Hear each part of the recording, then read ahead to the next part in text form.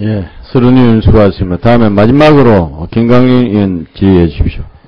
예, 김태리 교수님, 우리 김 교수님께서 좋은 예산 센터 소장 아니고 기획재정부 장관이라고 하면은요, 복지비 재원 조철에 조달해야 되고, 국방비, 농업 다 해야 되는데, 그럼 재원 조달하는 게 뭐부터 해야 된다고 생각합니까? 예를 들면은, 기존 예산 빈 구석이 없는지 살펴보는 거, 그 다음에 세금은 일단은 덜 매기고 있는 것이 없는지 그 한번 보는 거, 그 다음에 이제 세율을 올리는 거, 그 다음에 세금 새로 신설해서 매기는 거, 그것도 저것도 안 되면은 돈 찍어내는 거, 국채 발행.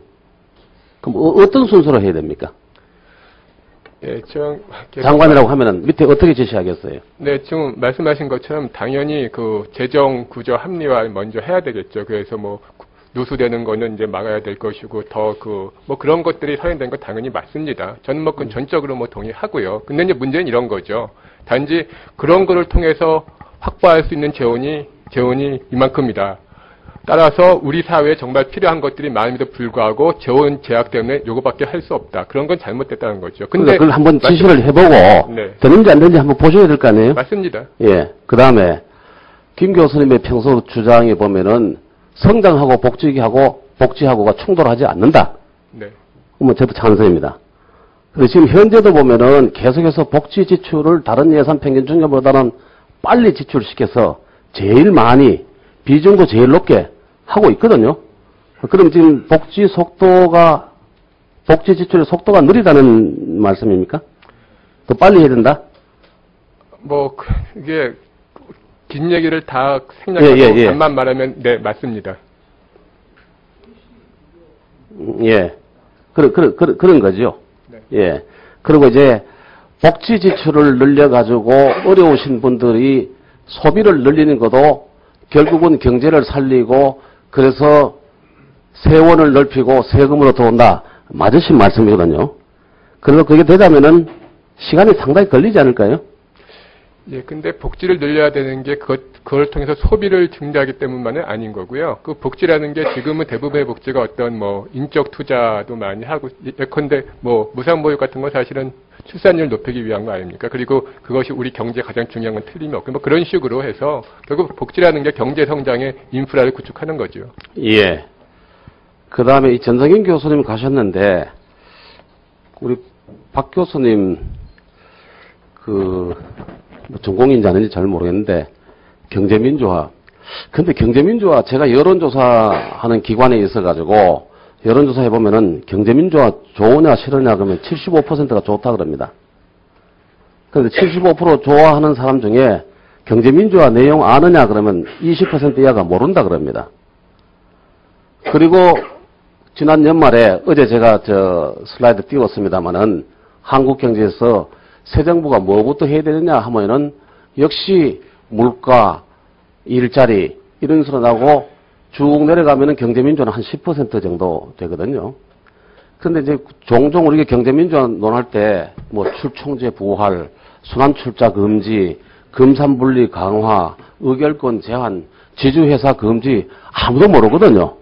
모르는데 그런데 또 한쪽으로 공정경쟁하면 그것도 모호한 소리거든요.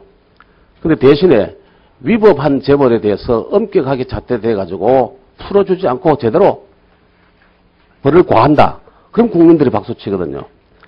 그 다음에 골목 상권 침해한 거는 그건 못하게 막는다.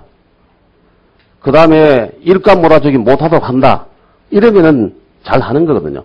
잘 이해가 되는 겁니다. 근데 그런 걸 못하도록 사전적으로 규제해야 되느냐 하고 사후적으로 해야 되느냐 뭐 이 차이인데 사전적 규제, 사후적 규제 아니면 사전, 사후 같이 해야 된다. 어떤 방향입니까? 박 교수님? 기본적으로 분명히 어려운 개념인 것은 틀림없고요. 그럼에도 불구하고 사회적인 공감대가 있는 것 같습니다. 그래서 그러한 부분을 박근혜 정부에서 이 두 개가 같이 가지 않으면 이제는 시대적으로 감당이 될 수 없는 그러한 이 문제의식을 가지고 이 경제민주화와 그리고 또 이제 기본적으로 우리가 그 경제를 끌고 나가는 그러한 성장을 함께 가겠다라는 그러한 포인트에 대해서는 아마 우리가 개념은 조금 그 서로 다르게 이해하더라도 이 정책을 조정하고 경제를 이끌어 나가는 그런 컨트롤 타워에서 예, 그 부총리 지금 뭐 한 달 정도 돼 가는데 뭐 조금 이렇게 좀 경제민주화 쪽으로 좀 해가는 것 같지 않습니까? 지금보다는 좀 더 속도가 더 나지 않을까 이런 생각을 해보고 있습니다. 예. 그리고요, 제가 이제 경제민주화가 뭐 요즘 개념인가 싶은데, 뭐 옛날 거 한번 뒤져보니까, 이 800년 전에 고구려 때도 경제민주화가 있었더라고요. 잘 아시겠습니다만, 이규보라는 사람은 그 800년 전에 사마시 1등하고 굉장히 그 천재였습니다. 여기 보면은, 규보의 생각, 이규보의 생각이라고 할 수 있는 동국 이상국제 정치 얘기도 나오고 이렇게 나오는데 거기 보면은 대상 거부는 능적 돈도 잘 쌓아야 되지만 잘 나누어야 된다. 이게 더 중요하다. 그런 말 나오거든요. 그다음에 조선시대로 보면은 우리 잘 아는 가상 선생이 아들 중한테 너희들 살아라. 이렇게 가르쳐주는 말씀을 보니까 장화비비를 강하게 신사다.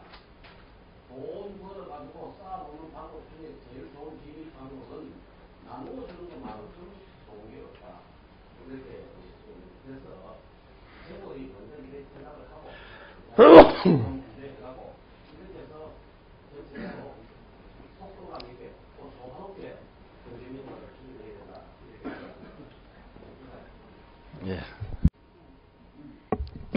예, 김현미 의원 수고하셨습니다. 다음에는 마지막으로 김광림 의원 질의하십시오.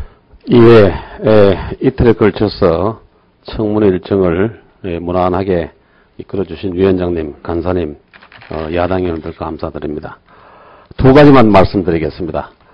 이틀 동안 보면은 의원님들 뭐 이렇게 말씀하셔도 속으로 생각하는 거하고 좀 다를 수가 있을 거예요. 근데 제가 느낀 거는 박학, 다식, 공건, 합리, 뭐 이런 쪽에 그 강점이 계신 분이다 이렇게 생각하고요. 한 가지 당부드릴 거는 사무실에 더 계실 필요, 책상에 앉아 계실 필요 없는 분이기 때문에 좀 밖에서 좀 현장을 좀 봐주십사. 특히 우리 기획재정위원회를 한번 보시면은 여야가 13대 13으로 야당의 협조를 받지 않으면은 어느 안건 하나도 처리할 수가 없습니다. 그러니까 부총리께서 앞으로 간부들도 마찬가지인데 일정을 짜실 때 제1 시간 할애를 어디 해야 되느냐. 청와대가 아니고 국회고 국회 중에서 야당이다. 그 야당 계시는 분들 굉장히 합리적인 분이고 하기 때문에 개별 소통 많이 해 주십시오. 그 다음에 두 번째로는 부총리께서 후보자님께서 헌법조항 보실 기회가 없으셨고 앞으로도 굉장히 없으시기 때문에 우리 헌법 중에 9장이 경제조항인데 9개 조문이 있습니다. 대부분은 할 수 있다. 이렇게 되는데 123조에 5개 항은 하여야 한다 내지 한다로 강제 규정으로 되어 있습니다. 같이 한번 읽어보는 걸로 당부 말씀과 함께 질의를 마치도록 합니다. 국가는 농업 및 어업을 보호 육성하기 위하여 농어촌 종합개발과 그 지원 등 필요한 계획을 수립 시행하여야 한다. 국가는 지역 간의 균형 있는 발전을 위하여 지역 경제를 육성할 의무를 진다. 국가는 중소기업을 보호 육성하여야 한다. 국가는 농수산물의 수급 균형과 유통구조의 개선에 노력하여 가격 안정을 도모함으로써 농어민의 이익을 보호한다. 국가는 농어민, 중소기업의 자조 조직을 육성하여야 하며 자율적 활동과 발전을 보장한다. 간부들도 함께 부총리 모시고 일할 때 꼭 이렇게 명심해 주시고 헌법 제123조 머리에 넣어 주시기 부탁드립니다. 이상입니다.